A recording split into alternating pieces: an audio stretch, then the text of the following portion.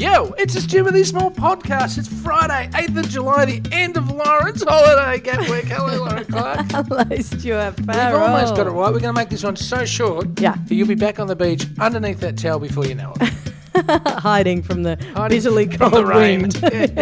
Yes. Stuart. Well, I've done as usual what I've managed to do the last two holidays that I've had. Not really, which is have a medical thing.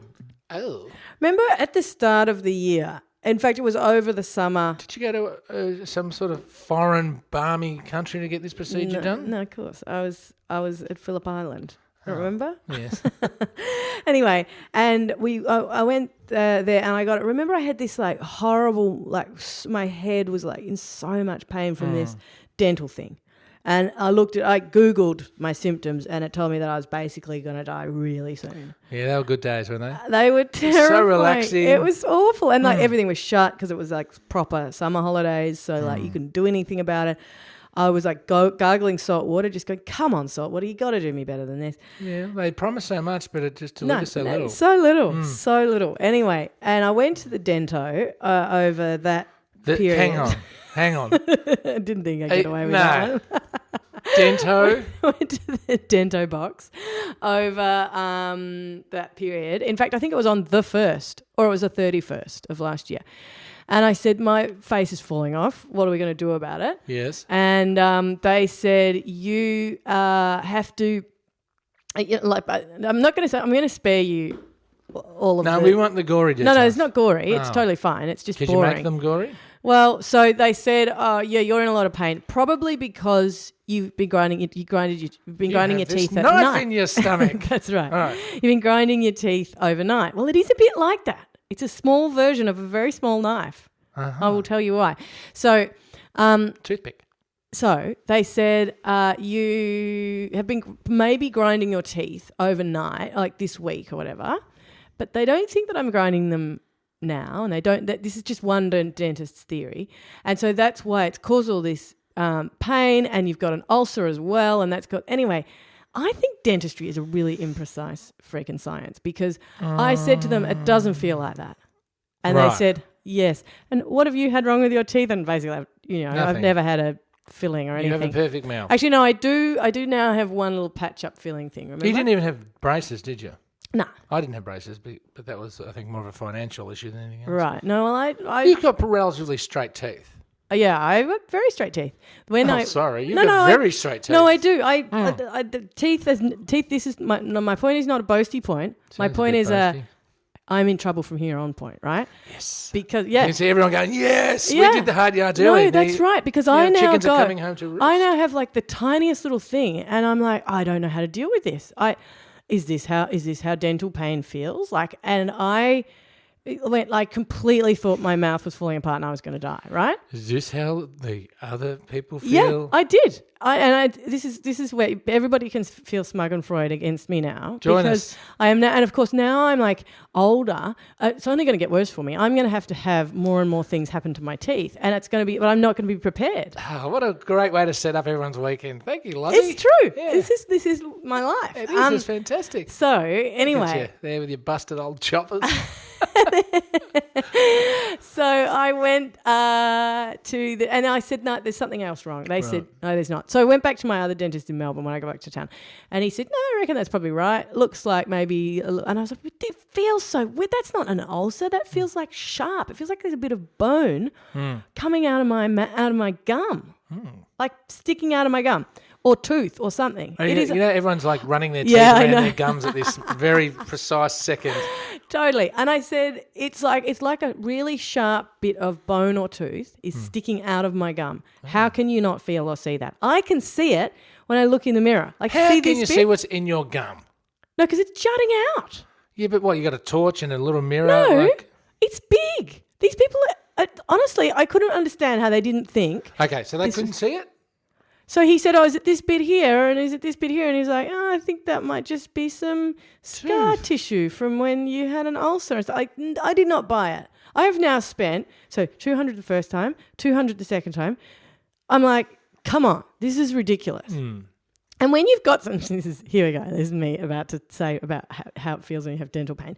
But when you have, I think I explained this to you when it happened initially, that I remember only one little bit from Gore Vidal's book Palimpsest, which is about his tooth pain. He's had excruciating tooth pain his entire life. Is that why such a grump? Yes. Right. And he says, there is nothing like... Such a great name. It's a great name, isn't it? There is nothing like the pain that you get in tooth. There's no that it's particular to. It feels kind of psychological because it's kind of close to your brain. It feels personal. It feels personal. It's really out to get you. Yes, and when it feels like there is literally like something Nerves, foreign, man. some Nerves foreign are bad. body. Nerves are bad. When it feels like there is something deeply wrong, Most nerves are bad. it actually makes you feel a bit emotionally flat and lost. And so I'd feel it, and I realized I was starting to do that thing where you put your tongue on it, and you feel you're like doing something normal in life, and you just stop and feel dread for a minute, and then you just try and move on. So it was really getting to me, right? I went to my GP, who I really trust and love. Mm-hmm. He goes, dude. Hey. Yeah. We got a different GP. No, well, our other GP, who is yours and my GP, That's right. when I say was yours, you went there once. Well, and it's the had a only great time experience? only time you've been to the GP ever. I think I've been twice. Anyway, she is amazing, but she's in less and less. And one time they said, there's what's his name over the road in the much nicer suite over in Emporium. Is that right? And I said, I can get noodles. you get noodles. There's literally a scone and tea place right outside. Give me the address. I'm going there today. Anyway, Develop an illness. and it's heaps easier to get an appointment. Right. So I've started going to him, and I can. Is he young?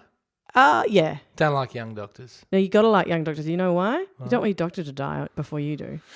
Yes, Then you have but to I change don't want a doctors. judgmental young person. No, this is the giving least me the judgmental dude once-over. ever. When I say young, I mean he's probably your age. Oh, very young then. Yeah. Yeah. Well, it's probably too young for me to. He's a Would he even have a degree? Maybe at that a bit age? older than you. Maybe a bit older. Anyway, he said to me, dude, go back to your dentist. Dude, I don't think he's a very He good didn't say doctor. dude. He Right. said, Lorin, go back to your dentist. Yes. That's weird. Okay. And I went, oh, that kind of freaks me out. But okay, if you think it's weird, I'll go. So I rang up my dentist and I said, listen. Yeah. I did. On the phone. I said, listen, this is not. Just beat me to it. This is not. This is not what we said it is. Or if it is, I'm not comfortable with We're that going to give diagnosis. him the spray that you What gave are we to going Bosch. to do?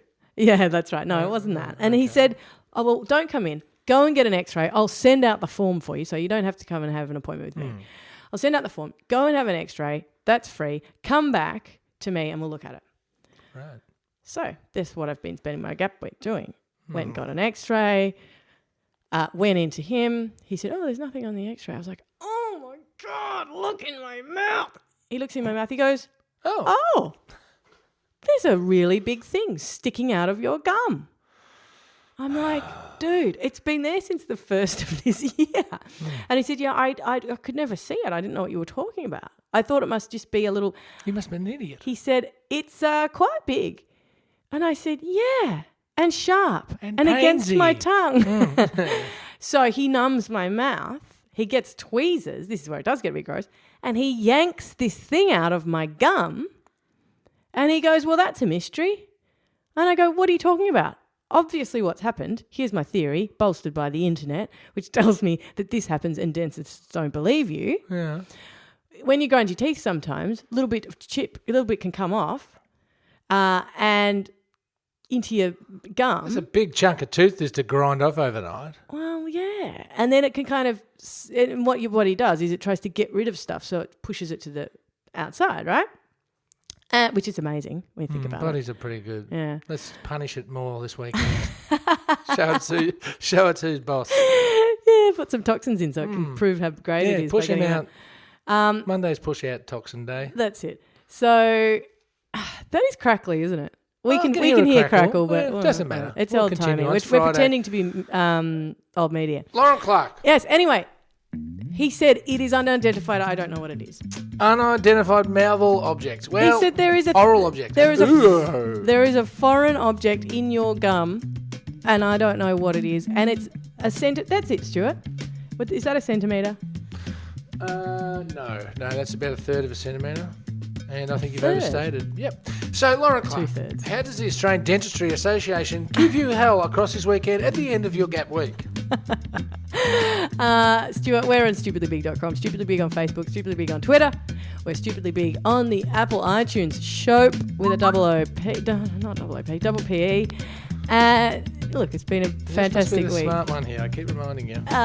Will I see you Monday. for normal-sized ones next Can week? we get back to normal now? You're all relaxed and object-free. I've got a thing out of... Honestly, when something like that happens, you just walk around going, oh, mate, there's nothing there. Like, it feels amazing. Like, my life is different. I'm in a better mood. Good. Thanks to all of your feedback throughout the week. Because we've been on Gap Week, we haven't responded to anything. Yeah. We'll be back onto it. Mailbag Monday returns on Monday morning, as well as all of the regular things you know and love right here at the Seriously Small Podcast. Lorin Clark. Yes. Take care. Take care, Stu Farrell. Bye-bye.